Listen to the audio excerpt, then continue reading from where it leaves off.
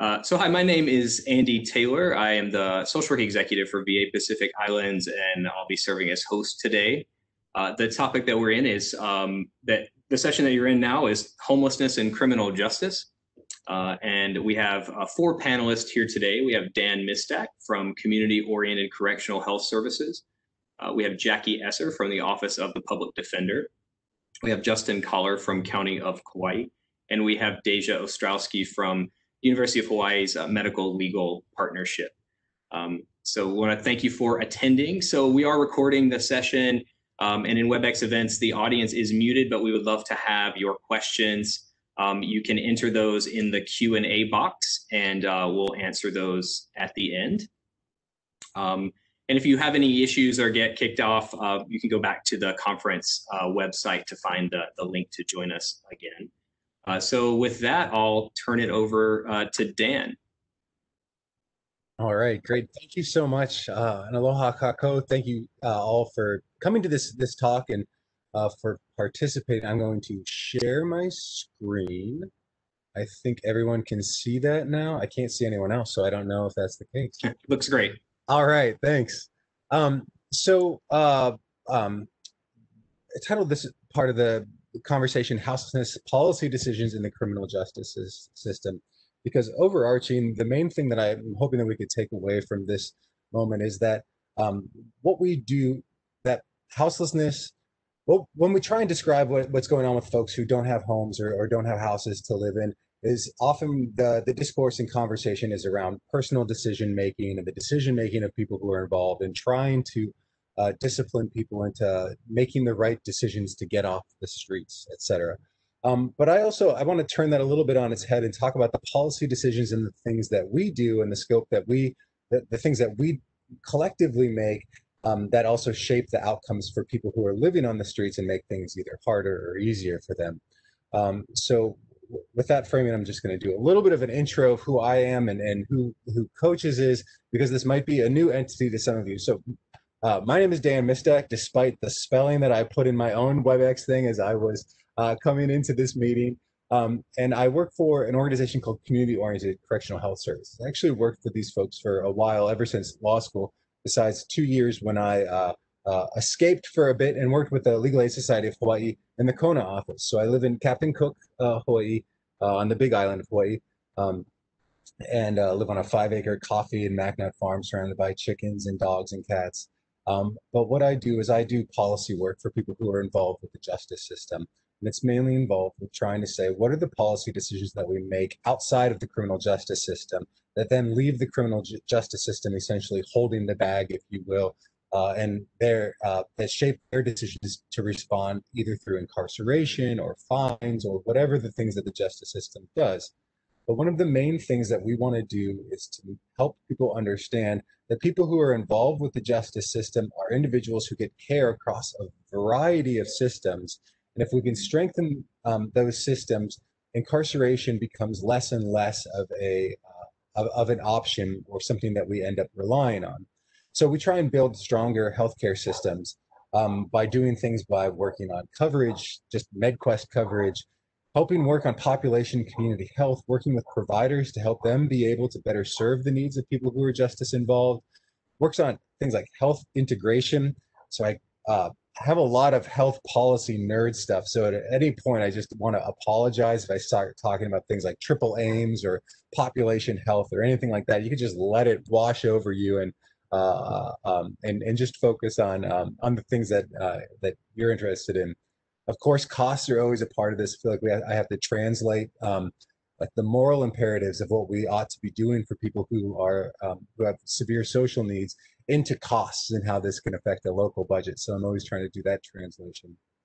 We also do work to support efforts for reform criminal justice system, reduce recidivism, and improve public safety, and eliminate the significant racial disparities that exist inside the criminal justice system. These are things, as I'll talk about, that exist not just here, but also on the continent too, and that we shouldn't, we should take time to see the way that some of the struggles on the continent also mirror the struggles that are happening here, and to see what ways in which solidarity can be built across all of these different groups that are trying to demand recognition opportunities to get their needs met in ways that are not through a justice system. Coaches was founded in 2005, the grant from the Robert Wood Johnson Foundation. We were headquartered in Oakland for a long time.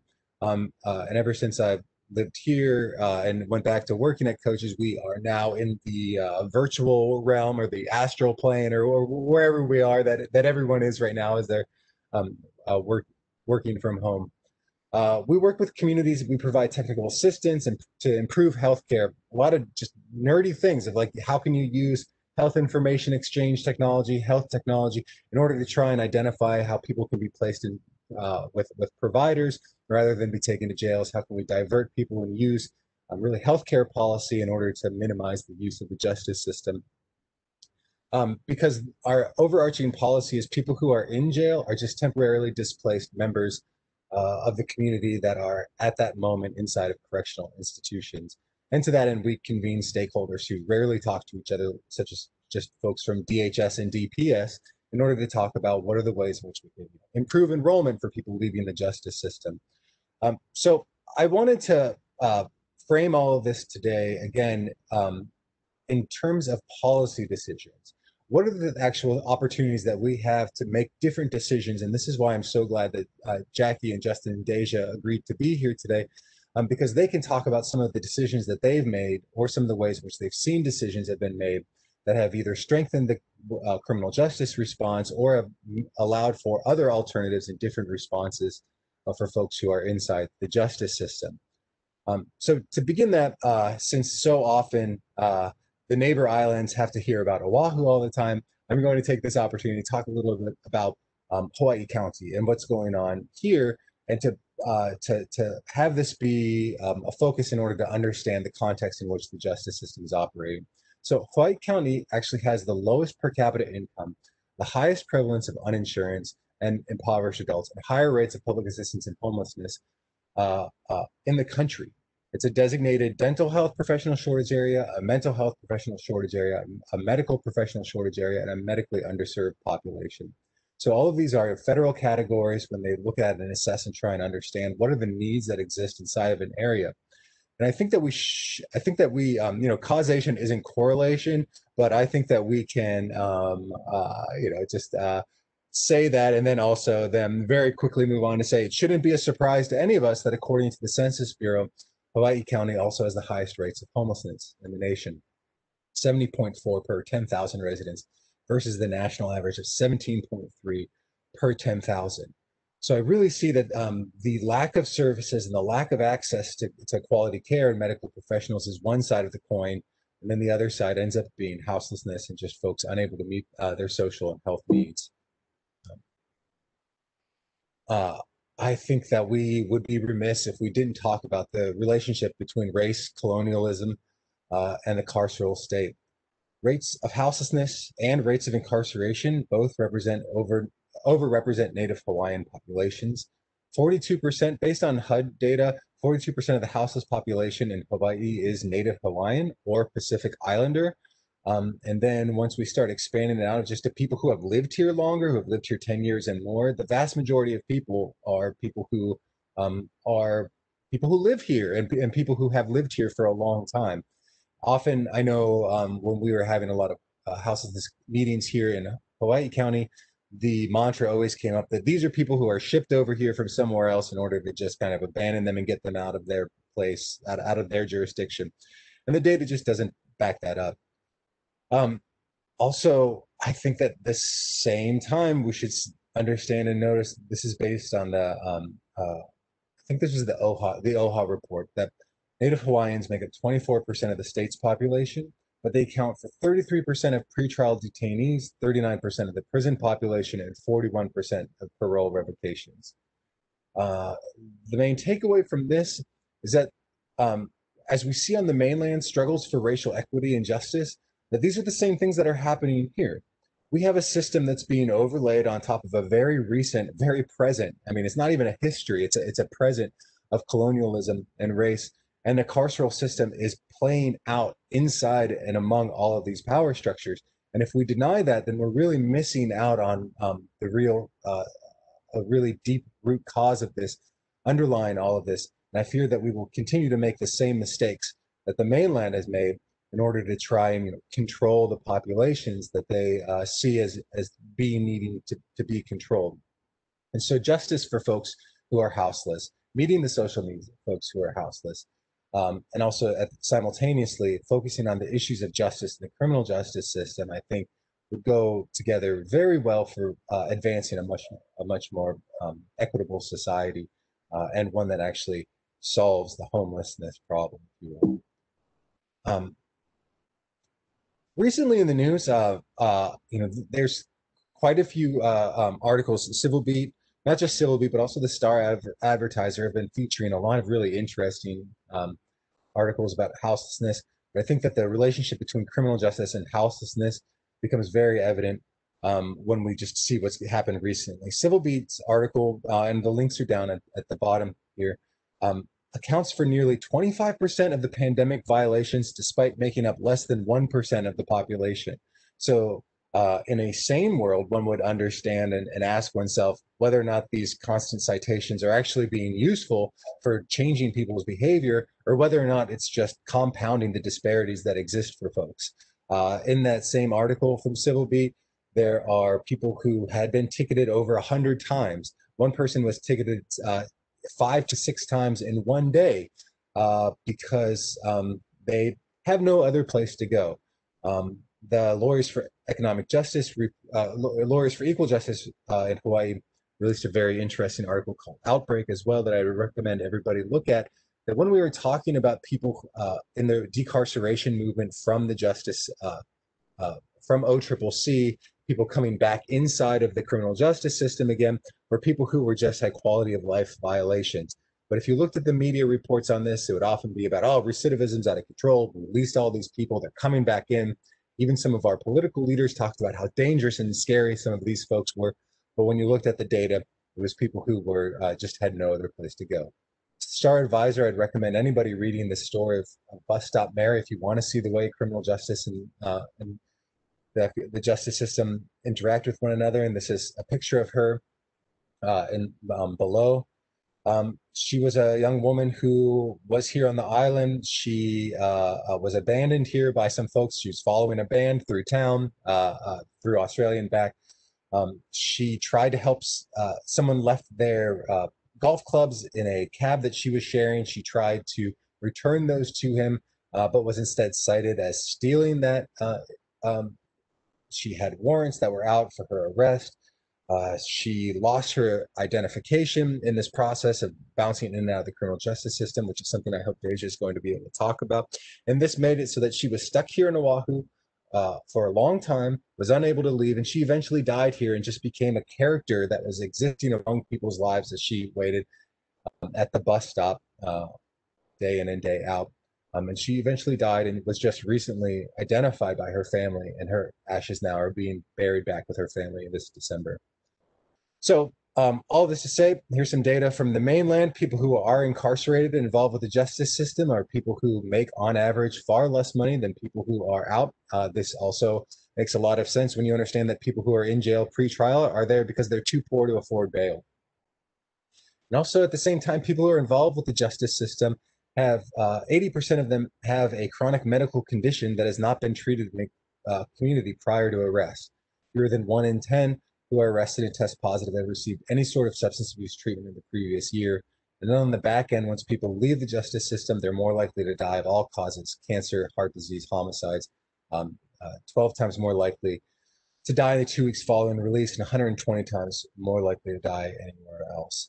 So these are all policy choices that we're facing right now. People who are involved with the justice system have higher rates of needs, higher social needs. And so what do we do in response to that? I think we have 2 alternatives into the future. And then there's a vast variety of ways these can be implemented. And we saw what the state has decided to do. CARES Act funds have been used in order to enforce sit-lie bans. We've been able to pour money into the Hawaii Police Department in order to try and enforce these.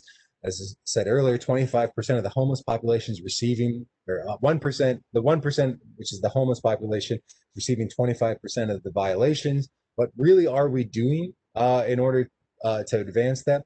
And also in June, just to note that an extra $2 million were directed towards sweeps raising the sweep budget from $5 million to $7 million.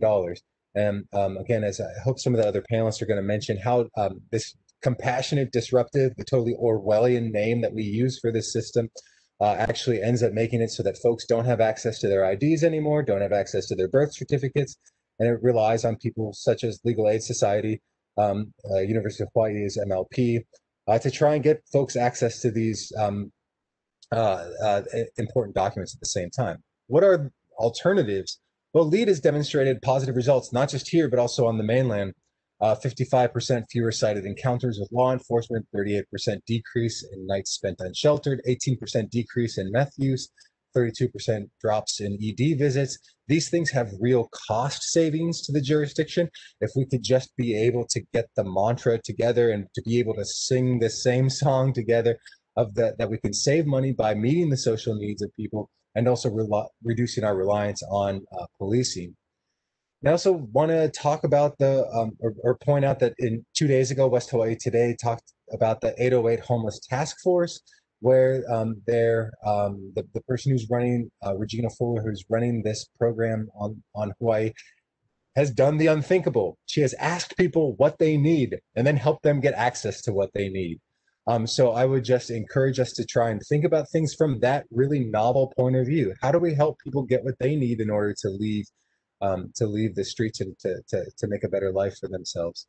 And also, there's opportunities to build out robust social services in order to eliminate these disruptions and to really rely on our healthcare system and MedQuest system in order to pay for these services, because we have a 90-10 federal match for any MedQuest services that we provide.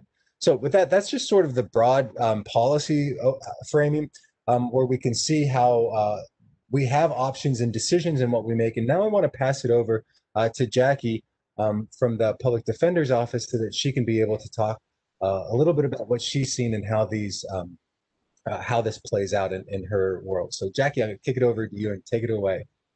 Thank you so much, Dan. That was a great introduction and overview. Aloha, everyone. My name is Jackie Esser. My pronouns are she, her, hers. I'm a deputy public defender at the Office of the Public Defender, and it's an honor to be here today with all of you to bring awareness around our houseless folks and the criminal justice system. So a little bit background on the Office of the Public Defender. The Office of the Public Defender was established to carry out federal and state constitutional mandates that any indigent person charged with a criminal offense or threatened with the loss of liberty shall be provided with assistance of counsel. So, although we do not have laws that criminalize homelessness per se, we have laws that criminalize the unavoidable consequences of homelessness, like sitting, lying, or sleeping on sidewalks. We all sit, we all lie, we all rest, we all go to the bathroom, but we have shelter, so we're not committing crimes. But our shelter folks who don't, who have to live and do these normal things that humans do, we criminalize. So instead of treating the root causes of homelessness and linking people directly to services, these laws, or as they're better known, sit-lie laws, all too often cycle people who are in need of services and housing through our jails and criminal justice system, only to release them in the same, if not worse, condition they were in prior to their arrest. As such, the burden falls on our office and the criminal justice system, which is ill-equipped and not the appropriate place to help these individuals address their root causes of their situation. Just this week, I'm sure many of you see this when you go out walking, but I was walking around the Fort Street Mall area and I observed an officer citing an elderly woman. She was frail. She had open wounds down her legs, very swollen legs. She was missing teeth. She was propped up against a wall, very weak, with belongings next to her. There were a million things that I could think that this woman needed, and a citation was not one of them. So now she has a court date that she has to worry about making it to. If she doesn't appear, a bench warrant will likely issue for her arrest. And we will then send our officers to arrest her. She will be separated from her belongings, which will likely be discarded. Any stability and support that she did have will be disrupted. If she was linked with a case manager, when she is incarcerated and removed and her case manager goes to find her in the community, she won't know where she is. We are spending $200 a day as taxpayers to house her at OCCC. And when she is released, she will not be linked to any support services or shelter. The cycle of our houseless through our jails, simply because they are living unsheltered, it's an endless cycle and it's eating away at the fabric of our society. Honolulu's sit-lie laws are probably illegal, and enforcing them are not only short-sighted, but serves only to perpetuate the cycle of homelessness. And enforcing them erodes the rule of law. So last year in City of Boise, Idaho versus Martin, the U.S. Court of Appeals for the Ninth Circuit held that it is a violation of the Eighth Amendment, meaning it's cruel and unusual punishment, to the U.S. Constitution for cities to criminalize conduct that is an unavoidable consequence of being homeless, such as sleeping or camping on public property when there is no alternative housing available. So further, the alternative housing must be practically accessible to a given individual, taking into account his, her, or they disability, religious beliefs, or other restrictions. The Supreme Court declined to review City of Boise, and therefore it is the law for states within the Ninth Judicial Circuit, which includes Hawaii. Honolulu does not have adequate alternative housing for more than the 2,000 people currently living unsheltered, and therefore every sit-lie citation that is issued on Oahu is a violation of the constitutional rights of our houseless citizens. At this moment in time, there are nearly 4,500 houseless people on Oahu, and over half of them are living on the street unsheltered. 28% have a physical or developmental disability, 25% have a mental illness, 18% have a substance use problem, and 12% are over the age of 60 and have chronic illnesses that are not being treated. The life expectancy of a houseless person in Hawaii is 53 years, almost 30% less than the general population. And it should be obvious to all that these are people who need help, not handcuffs. They need medical and dental care, food, clothing, social services, economic assistance, and permanent supportive housing. Instead of relying on our police enforcement and arresting people without linking them to services, we need to decrease police contact and deploy instead social workers who are trained at meeting people where they're at, expand pre-arrest diversion programs like LEAD, Law Enforcement Assisted Diversion, continue to support and fund Oahu's Community Outreach Court, which help those experiencing homelessness and who are caught up in the criminal justice system already take care of their cases and connect them with nonprofit social service agencies that help provide wraparound services, and continue to work to direct individuals in need to resources and services and away from our criminal justice system. By doing these things, our legislators can divert sufficient funding for housing and other services in order to keep people off our streets, out of handcuffs, out of our jails, and into housing. Thank you so much for the opportunity. I look forward to answering any questions afterwards. And with that, I will pass the popcorn to Justin. Thanks, Jackie. Aloha, everyone. My name is Justin Kollar, and since 2012, I have served as the prosecuting attorney for the County of Kauai. I was just reelected to my third term this past August, and look forward to serving the people here for 4 more years. Prior to this year in Hawaii, we had 2 serious issues to confront in our criminal legal system. One being the issue of mass incarceration, and second being the issue of houselessness.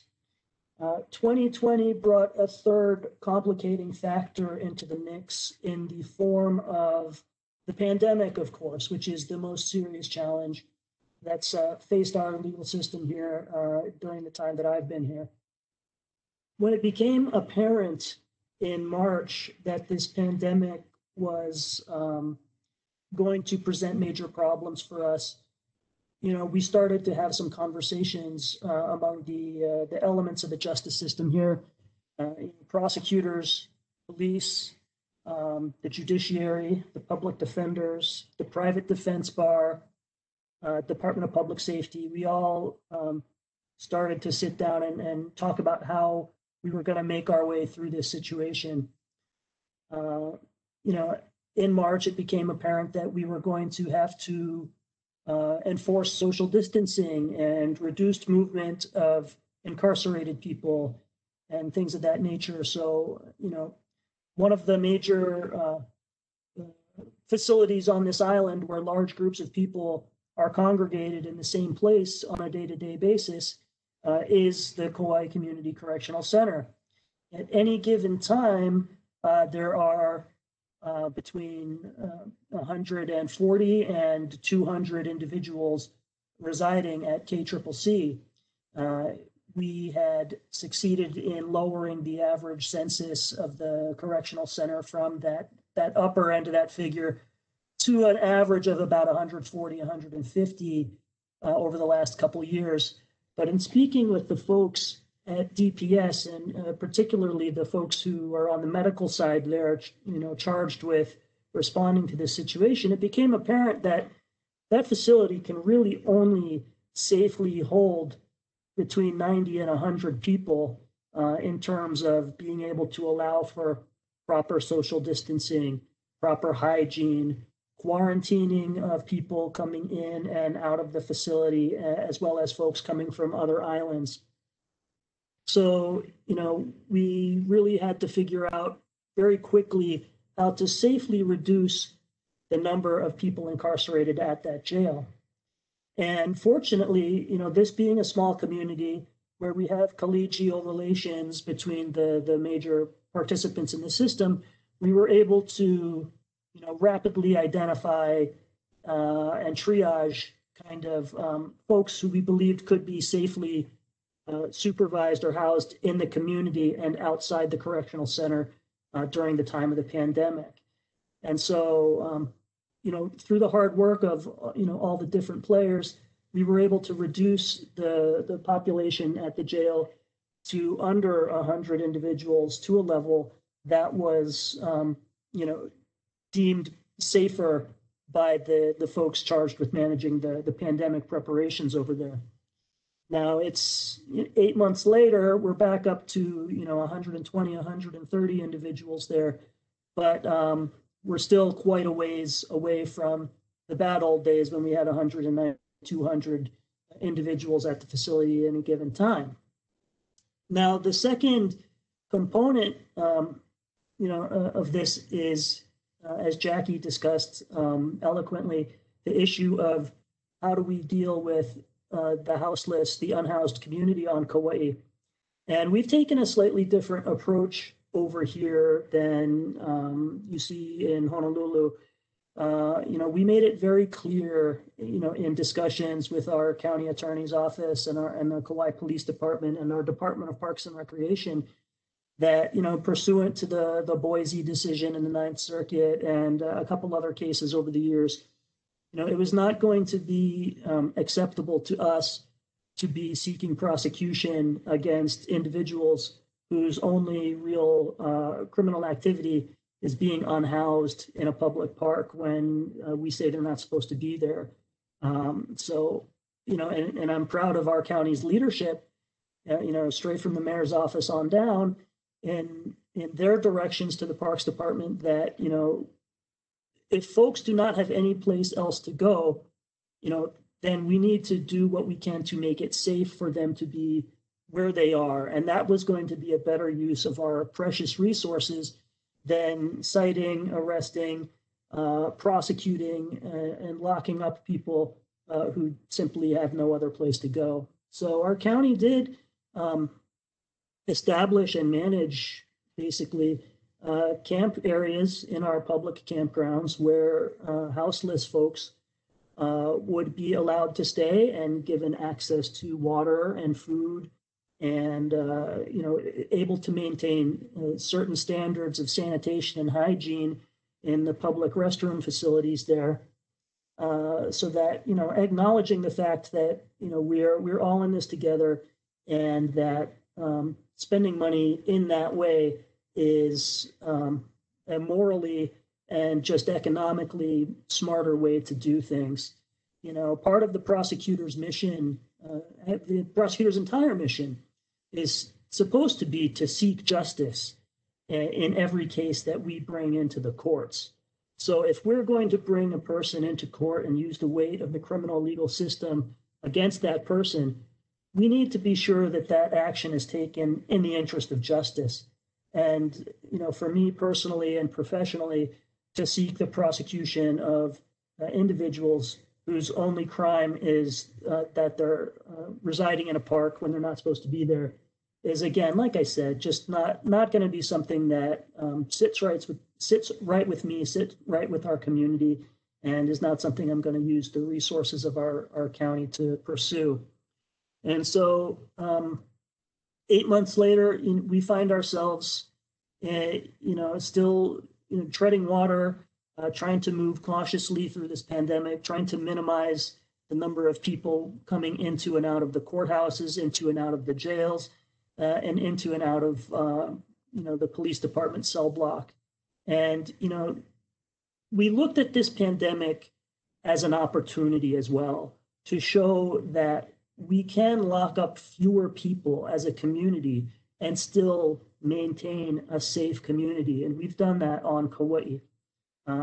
Rates of crime remain at or near historic lows in most categories. And we've been able to maintain that through this pandemic while locking up fewer people and keeping our community safe.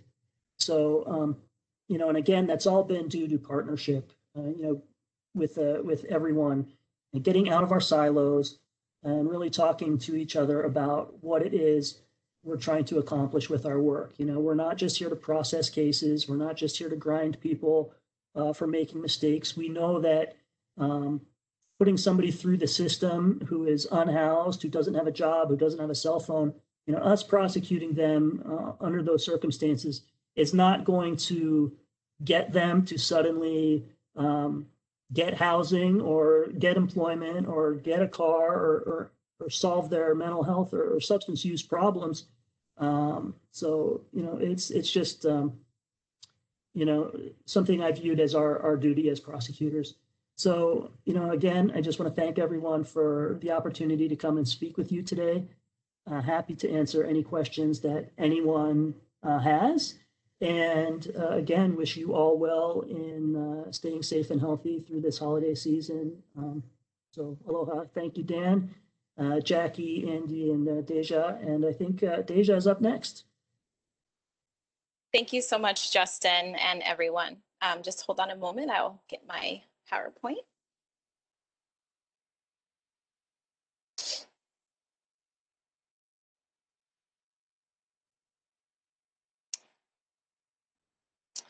Aloha, everyone. My name is Deja Ostrowski. I'm an attorney with the Medical Legal Partnership. We are a partnership that was started by Dina Sheck. She is a professor and faculty at the UH Law School, and she started our project about 12 years ago. Initially, the project was started in partnership with the Community Health Center, Kokua-Kalihi Valley. And so we are a partnership working together between professions. We have social workers, medical professional staff, and then us as lawyers who are embedded in the law school. We also act as a clinical training program for new law students, as well as a lot of times for social worker students and new medical residents. And in the center of the picture is Dr. Alicia Turlington. She was a medical resident at Kokua-Kalihi Valley Health Center when she and Dina Sheck started this program. And that's how I am here today. I was a law student at Richardson. I'm a proud 2010 graduate. And I was trained through this program, did a lot of other work as an attorney, and then came back to the Medical Legal Partnership. So what is a medical legal partnership? Just for some of our background, we have 3 core components. This is a model that was developed originally in the continental US in Boston, and then brought over with Dr. David Duroff and then Dina Sheck. So we have 3 core components of what we do that make us a little bit different than other legal professions. we talk about what we do as practice preventative lawyering. And I think that that's something that we hear a lot about preventative medicine. And so we've started to talk about preventative lawyering. And I think it's what a lot of you who on this call may be, you actually become specialists as sort of issue spotting and spotting issues behind the problems that people say. I know I've gone with some outreach teams from many providers who become really good at spotting things and knowing what to do. And so that's kind of what MLP does, is try to build on all of us as specialists and professional team that can work together to deal with some of these challenges in our community. So we do direct legal services. That's something that a lot of people think of lawyers as what we do, such as I will do the administrative hearing for your public benefits appeal, or I will do the eviction defense in court that you have done it. But that's not really the full component of what we do. And we really try to work with people that are those who might not actually access traditional legal services. Maybe for whatever reason, they're distrustful of institutions. And that's why we do trainings and outreach. So we work with a diverse group of community partners to do interprofessional training together to talk about the problems so that we can look at the systems that we both interact with. I know Dan did a really good job talking about how we are people who are dealing with systems. We're working in those systems, and what can we do to train each other so that we can see the problems from either side and really talk about how we can connect people together. The other thing we do, and this is a big part of our LEP model, which is know your rights and self-advocacy training.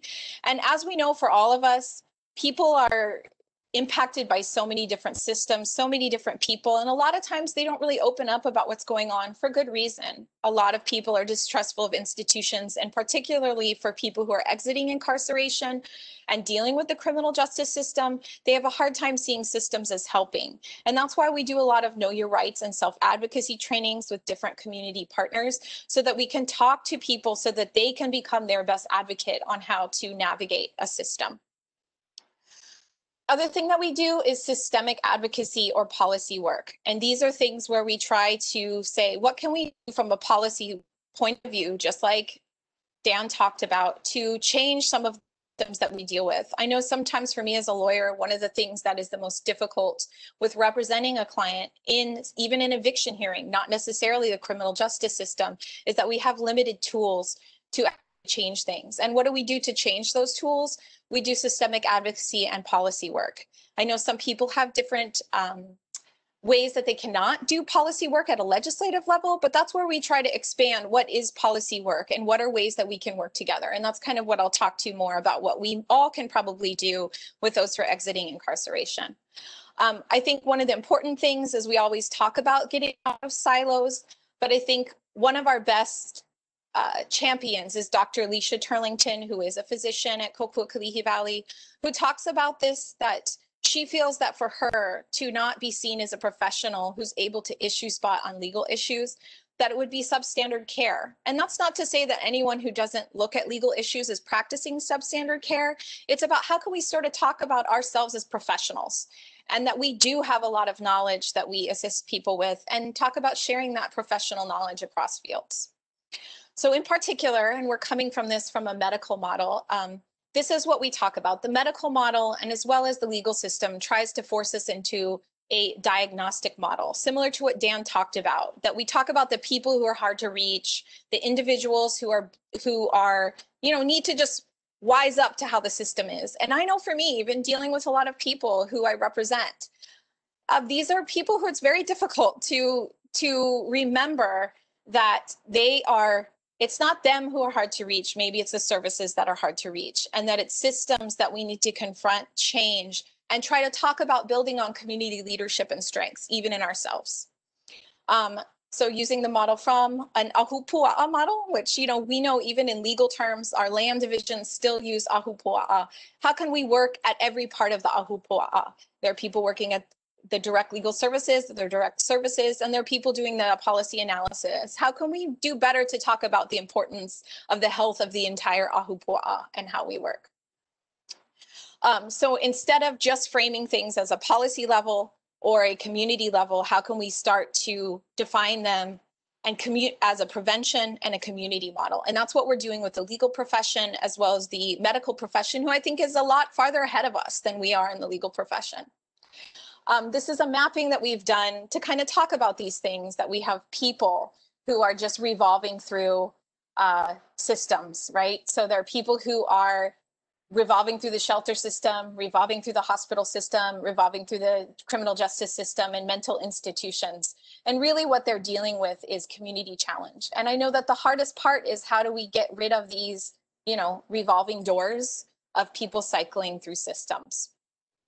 So I'm going to spotlight how do we put that into practice. And I just saw the question that popped up that says, what if people don't want help? And I know that's the hardest part of my job. So in our Waikiki Health Medical Legal Partnership, we are embedded in a health center where we work with the Pu'uhonua program. So Waikiki Health has a specific, which many of you may be aware of, they have their specific Pu'uhonua program. And it is people who are exiting incarceration and talking about how do we deal with those very difficult people? So what we would happen is I'm embedded in the health center. I'm there every day. And for people who were, well, not during COVID, but for people who are on the street and unsheltered, they would know that we call them open clinic hours every single day that they can come in and drop in and talk to them. And we can work about how can we share as a team. So we would have staff from the social workers, staff from behavioral health. We do this at Kokokalihi Valley as well. And we all kind of get together to team talk about what can we do? What can we as a lawyer do? What can this person as a behavioral health person do? What can they do to help people? A lot of what we do for people who are unsheltered is deal with getting vital documents. Unfortunately, for a lot of people who maybe do not have connections with their family, they will need a lawyer to get their vital documents, because if they've lost everything that shows, if they've lost every document that shows who they are, how do they show who they are to get documents by mail? So that's kind of a process that a lawyer needs to help with for a lot of people. For a lot of people who are not born in Hawaii or born outside of the United States, that's also a process that a lawyer has to a lot of times assist them with navigation as well. And so these are all things that we've worked together with, sharing and training about what are the definitions of disability. How can we help someone get together to make sure that they are working towards compliance and getting some help. This is kind of a lot of text. I'm not going to read through all of it, but when we're in law school, the way you learn is you kind of have a case study, a person. And this sounds a lot like my clients. This is a hypothetical that kind of puts together a lot of different issues. And I'm sure for people on this call, these really rings true for you. So in particular, we have someone who's newly released from incarceration. And we want to think of what are all the systems that just this incarceration deals with and ways that they can inadvertently bump up against problems in their lives. For example, someone may not have been incarcerated for a drug charge, but they get out of jail, they come to the Pu'uhonua program at Waikiki Health, they get with a lawyer to help them get their birth certificate, which takes several months. They're finally signed up for health insurance. But in that time, they were getting no medication because they did not have health insurance. So they were unable to see a doctor, right? Or maybe they said they didn't want to see a doctor because they knew it could lead to a bill that they didn't want to pay, right? They went in and checked, they wanted to apply for general assistance, and they just checked they wanted financial assistance. They didn't really understand that they were going into a program that's financial assistance for someone who has a disability. But they applied based on physical disabilities. When they went to the circa doctor to talk to them, the circa doctor asked them if they had used drugs because they knew they were in jail, and they admitted that they had. So suddenly they had to do a urinalysis to make sure that they had, that they were compliant with benefits. But they didn't even know how to see a urinalysis. They talked to their doctor. They thought that the doctor from circa was their primary care physician. They were thinking maybe, you know, they'd find out how to go get that urinalysis. So I'm sure these are things that we all deal with. But we're wondering how is this connected to criminal justice? Well, it's connected to someone who's been in jail for a long time. It's connected to someone where every single one of these things, their criminal background can change how they might be served in our system that we have. And so these are kind of some of the needs that we see people have.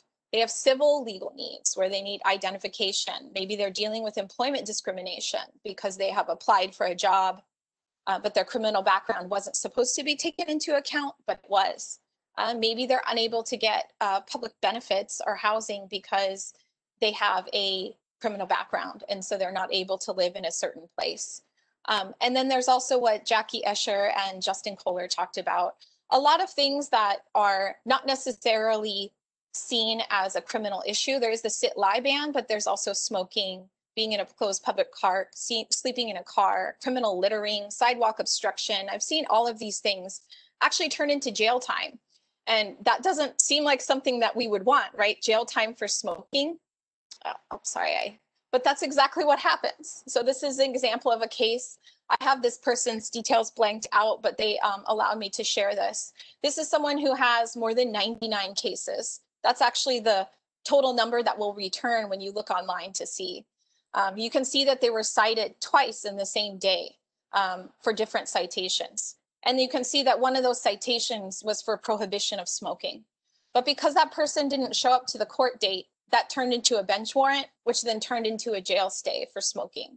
And I think that's something that we don't want to happen. I think we all know that that is far more money that is spent on that kind of bench warrant going in and out of jail, and making it very different even for me as the civil legal lawyer who's trying to figure out how can I help this person with their underlying issue when they need to be at court every single day at 8:30. And if they miss that court date, it converts to a bench warrant. And if it converts to a bench warrant, it converts into jail time. And so a lot of people actually stop doing anything because they feel like every time they come, I'm seeing a lawyer, I'm going to Waikiki Health, I'm in the shelter, I'm trying to do everything. They feel like, why would I want to get help? Because I'm just cycling through these systems. I have to be at court every day. There's so many different court cases just from that. And so one of the things we talk a lot about is what can we do together then for people who are exiting incarceration, or we as professions can work together. Maybe you can't do the policy analysis or the legislative bills that you want to, but for example, how can you just make sure that you can learn how to have people look up online at eCourt Kokua? We've partnered with Jackie on the call, and she does a really good training about how do you look up the case? You know, so how can you as a case manager maybe look up online and remind someone, hey, this is when your court date is, this is how many citations you have, you can look it up here. Maybe you should connect to your public defender. For a lot of people, having a criminal record can disqualify them for participation in a lot of community outreach court trainings. So how can you find alternative ways where you can self-assist someone? We try to do trainings to talk about exactly what Jackie does. How do you look up your citation on number on court, and how do you make sure you just show up, talk to your public defender, and really try to get people to see.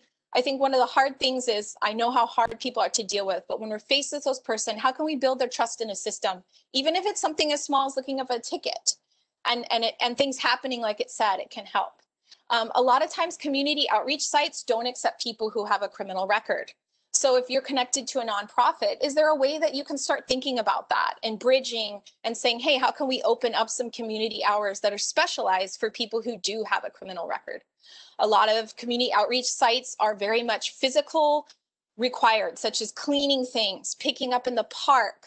I know right now community outreach court has a hard time because people actually go through the process. They go to community outreach court. They're sentenced to community service for these tickets, and then they have to make hours and they can't find anywhere to go. And there's a backlog for them to go to the public defenders and shred paper, right? And this isn't just Honolulu specific. This is all island-wide specific of people not having community outreach opportunities. So there's a way for us to think about how can we expand those opportunities and really work through making sure that all of us are embracing people who are exiting incarceration. Drug testing can be really difficult to access. I think for me, that's one of the most difficult things. The amount of people whose benefits depend on them completing a drug test or drug screening from CIRCA. So what are ways you can be the advocate? What are ways you can talk about that? How can you assist and just bring up those information, right? And then also, this is a big thing that we really learned through medical legal partnership, through talking with doctors, case managers, and us professions working together. It's how to describe lack of compliance. particularly for Social Security. So there's people who are waiting on an application for benefits for their mental health issues, and they, you know, maybe just were released from jail. They can't find a job, so they're saying, okay, I have some mental health issues. Maybe I should get a try to get Social Security. But all of their doctor's notes, all of the case notes that Social Security looks at says they don't take their meds. They're non-compliant. Well, Social Security looks at that and says, well, you don't meet our definition of disability because you're not even trying. So are there ways we as case managers, lawyers, people who work with people who are not compliant, how can we explain this? How can we say, actually, the person's not responding to treatment? They're taking drugs, but it's not doing good things for them. So they won't continue to do those. So how can we look at these systems and say, instead of pushing someone into the criminal justice system, the shelter system, the hospital, the mental health institution, how can we all work together to address those challenges? Oh, sorry, I'll skip to my last slide. So how can we say that our everyday work, and I know this is the hardest thing for me, so I'm speaking to myself. How do we make sure our everyday work with people who are in the criminal justice system really supports us looking for transformative change and doing continuous improvement? And it's not to say that those of us in this system are not doing the best we can. I think, you know, the biggest challenge is how much everyone does the thankless jobs of the community with the least amount of money. But how can we start to talk about us as being professions that work together, that address systems thinking, power, and also work against our implicit biases that we can have, that when you've worked with someone, you know, you get compassion fatigue. And so that's what I think is the challenge for us, particularly with people who are the easiest to see as those who are deserving of punishment, such as those who are exiting incarceration and have criminal issues. So thank you so much. This is kind of our last takeaways of how can we work together and kind of operationalize some of those things. Please reach out to me if you have any questions, or you can look at our website. Mahalo. All right. Thank you, presenters. So we have about 6 minutes before the next round of presentations start. So what we can do, if I don't know if our presenters need to leave right at the top of the hour, but if a few of you can stick around, we have quite a few questions. We can try to get through them. If you need to leave to join another session, please feel free. We can record the answers to the questions if you can check back for those later if you need to go. But let's get started. So I can read down the questions if the panel wants to address them. So the first question we had come in was wondering if anything is being done to reduce discrimination in public or county housing towards those who have interacted with the justice system. Deja, do you want to take that one? I can jump in. From what I know, Hawaii has done the best we can on a policy level to have those barriers removed as much as possible. A lot of those barriers come from the federal government, and so it is difficult for us to change those. I think that's why I put the slide in about what can we do that's different. And I think in particular, a big part of our work at public housing clients with our work with the Kokokalihi Valley Health Center is sort of spotting those issues before they become a problem. So if you have a family who has, you know, a friend and the person keeps coming in and trespassing or something, how can we work to those kind of things to talk through how can that person be added on as a caregiver, or how can that person, you know, those kind of things, and how whenever we can we make sure those problems don't happen or arise, and how can we yeah, I think that's just a really hard thing. And how can we make sure we don't add to those criminal things? So I thought we were doing a great job. And then all of a sudden we had a couple bills that, emergency rules that came back through COVID that were talking about how not wearing a mask would be an offense that someone could be evicted from public housing. So I think it's more of us being aware and not adding to those. And again, trying not to be punitive, but say, let's give those people masks. Let's just talk about what they need rather than, you know, like, for example, smoking. Smoking will get people kicked out and become a criminal issue in most public housing that was passed. I know that was done with the best of intentions, but I think that's where we have to be professions working together to talk about that, you know, when people start being labeled as troublemakers. And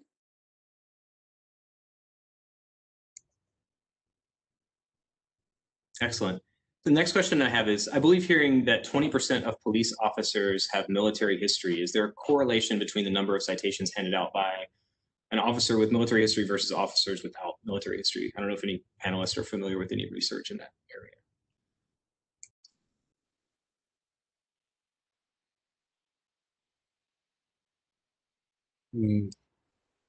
Oh, you're muted, Andy, but I don't think that I don't know of any research that's out there on that. Okay. All right. So the next question we have is, I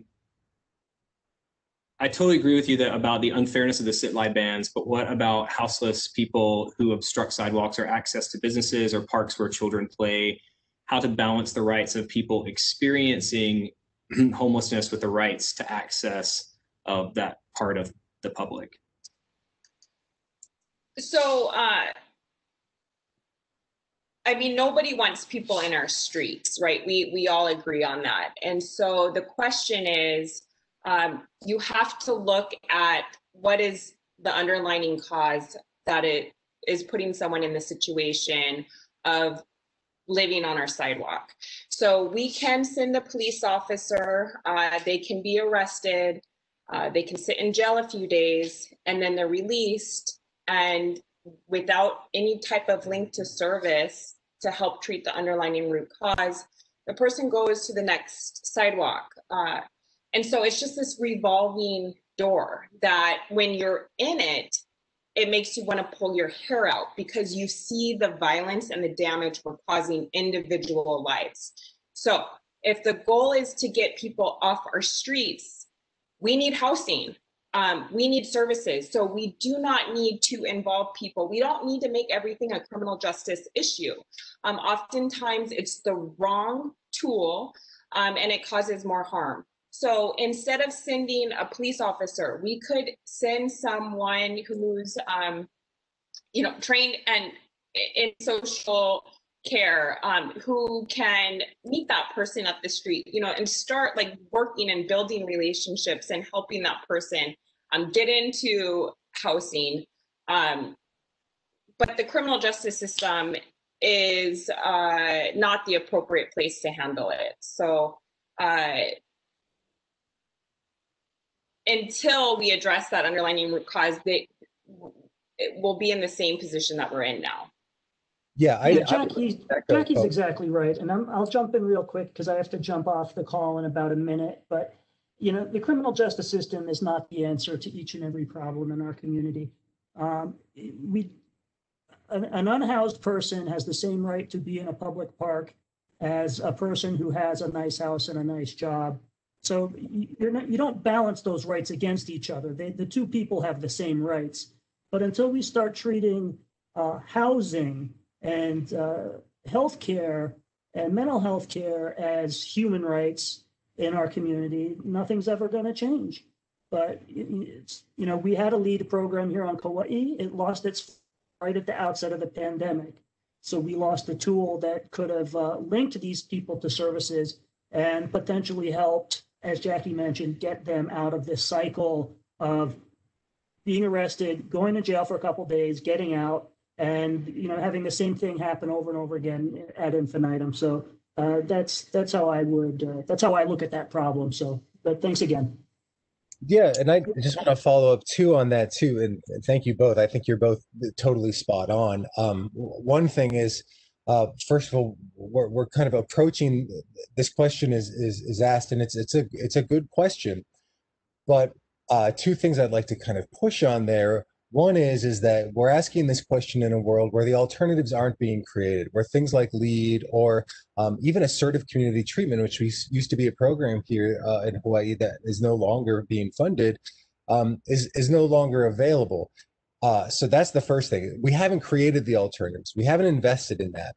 We have decided that the outreach that actually comes to these folks and the people that these folks come to get to know time in and time out are public defenders and correctional guards, rather than having, say, a team of people who are able to go out and talk to them every single day. And readiness for treatment is exactly is a challenge. But what that means is that you're always ready to be able to help them whenever they say that they're ready to be helped. So I want that to make sure that that's kind of clear. But then the second part of that is Well, what we're doing right now isn't getting people off the street.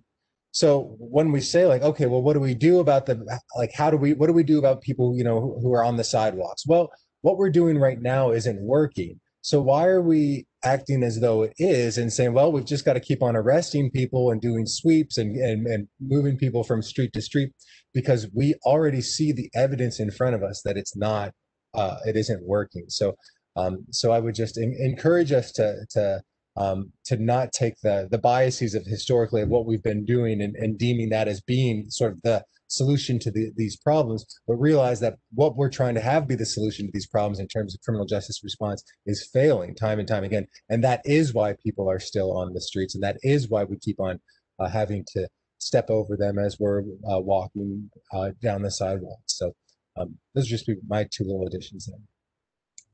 Thank you. The next question we have is there a lawyer service that's designated to getting vital documents? I work with food and financial assistance applicants, and vital documents are the #1 need or impediment.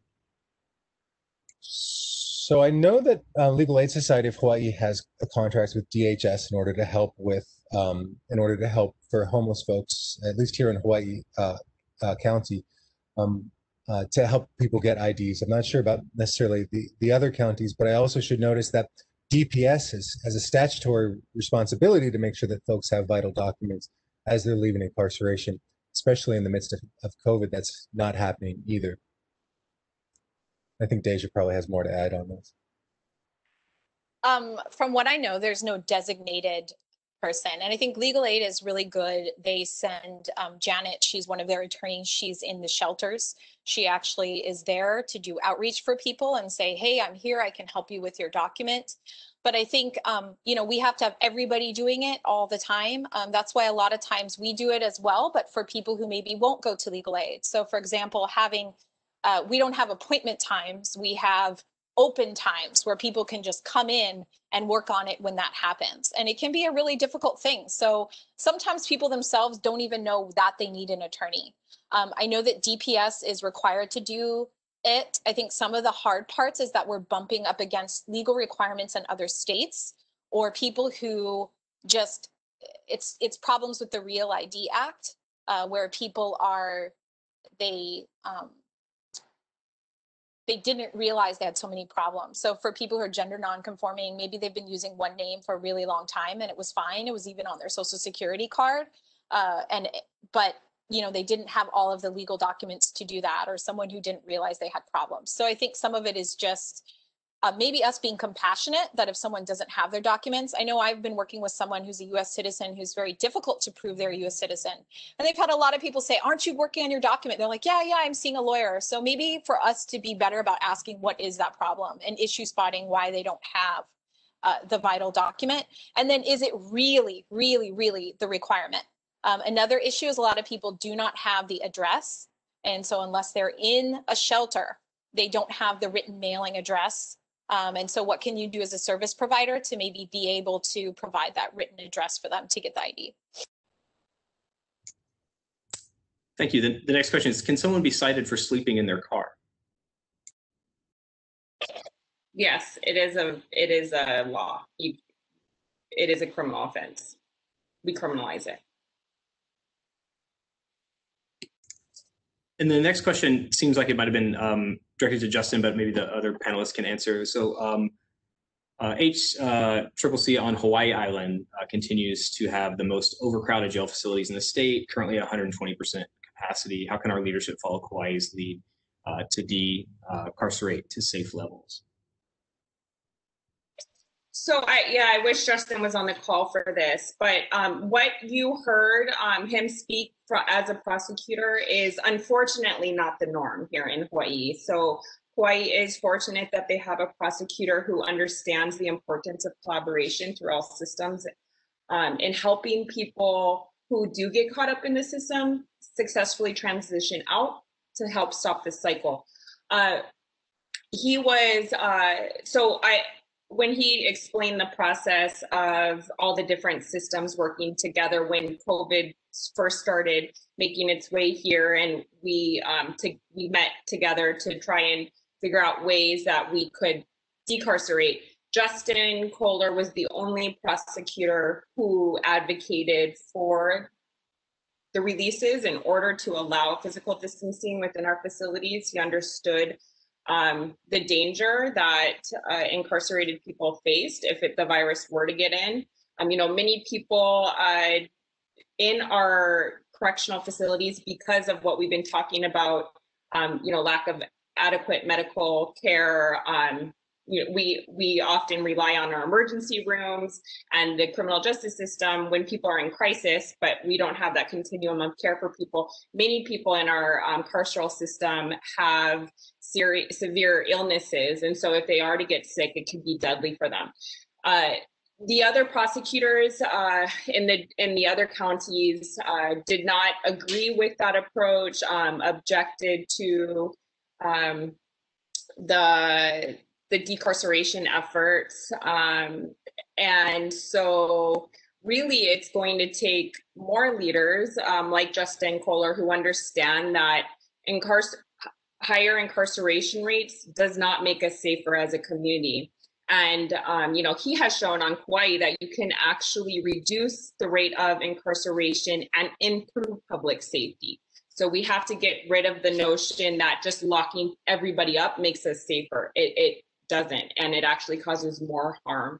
And so that takes leadership on all levels to understand. It takes legislators who stop criminalizing things like sleeping in car, and we're linking, instead of using the criminal justice system to help address these issues, we're linking people to the services and focusing on the root causes and crime prevention.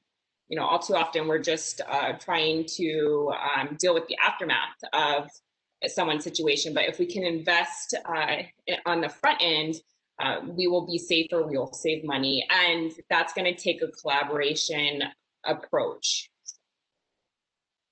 And I will say, just to make that, we have a new prosecutor since the beginning of COVID on Hawaii Island. So we're all waiting to see with bated breath what's gonna happen, and we hope that Justin's leadership will rub off also way over here in Hawaii.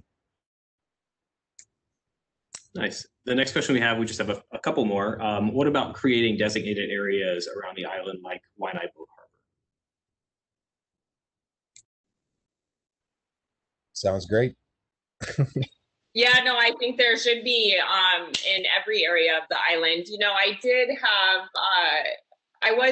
I have spoken with Twinkle Borges and out at Waianae Honolulu, and it's just amazing what they have accomplished. Like, you can see when you leave a community alone, and instead of just constantly disrupting them, what they can achieve. And so they've gone from just a community of houseless individuals to buying their own land and building homes. I mean, it's phenomenal. And so they really show what happens when we build communities and stop tearing them down through the endless sweeps and the use of our criminal justice system. That's great. If nonprofit or government partners are willing to be a site for community outreach hours, how do we start that process? It depends on what island you are on. So that's usually run by a specific district court. They have a community outreach coordinator. If the person wants to reach out to me, I can give them the information of the one here in Honolulu. I'm not sure if everybody else has them, but it's honestly, I think it's amazing for them to have someone call up. They do have a form and some information you have to complete about what your community service site looks like. But yeah, you need to reach out to the district court program and just kind of follow through with that. Great. And I think our last question that I see is, are there programs out there for our inmates to transition into after they get released from jail? So this again really depends on the island, and there are a lot of great opportunities here on Hawaii Island. We have men at Pa'a, which is a really incredible group of folks that takes men out of incarceration, houses them together, really just helps them reintegrate and also connect with cultural traditions that are taken away again as a history of colonialism here. We also have Going Home Hawaii, which is a really incredible organization that they do lots of opportunities, diversion all along the way of the criminal justice system as well, so that folks don't get involved in that to begin with. There's no need to incarcerate if you can have a more appropriate setting. It's the same thing that we try and do when we're working on disabilities cases, is say what's the lowest level of restriction necessary for this individual. So that's what we have here on Hawaii. I am not sure what's on other places, and there's lots of opportunities to expand. And I also want to, again, just ring the bell that our healthcare system is someone who is given money, 90% match from the federal government, in order to help provide behavioral health, substance abuse support. And that money comes in, and it's up to us at the state to decide how to allocate those resources and really how to create care coordination services and programs for people. And that just requires us to be able to have the will to do it and to continue to put pressure on our leaders here in order to be able to make things like this happen. So here on Oahu, there's the jail population, and then we have the prison population. The jail are short-term. They're people who are housed pre-trial if they cannot afford their bail, or if they've been deemed by a judge that bail's not appropriate, or they're sentenced felon probationers serving a term of jail. So it's very short-term. At the jail level, there is no coordinated approach linking people who are exiting incarceration into services. And so at the prison level, though, there are so when people are sentenced to a prison, it's a long term. So it's a 5-year sentence or greater. And during let's say you're sentenced to a 5-year open prison term, you're going to be eligible for parole during that time. And so if you're granted parole, oftentimes it's parole chair to set, meaning that once there is a housing or program that the individual can enter into, they will be granted parole. However, there's not enough of these homes or these programs. And so we often see people just sitting, waiting for a place. We as a community need to come together and accept incarcerated people back into our community with open arms and help them. And we need to develop more of these of housing for people exiting incarceration. You know, the community came together, the city and a care provider for housing in Hauula, and it was met. It was in the process of opening, and it was going to house, I believe, 11 people who had served their sentence. They were coming into the community and needed housing, and this was being established. And the community unfortunately rejected the idea, and it halted the program. And so until us as a community starts accepting people with open arms and helping them transition, we aren't going to have the reentry support and services that we need to help people who we know are coming out in our community eventually. So we need more.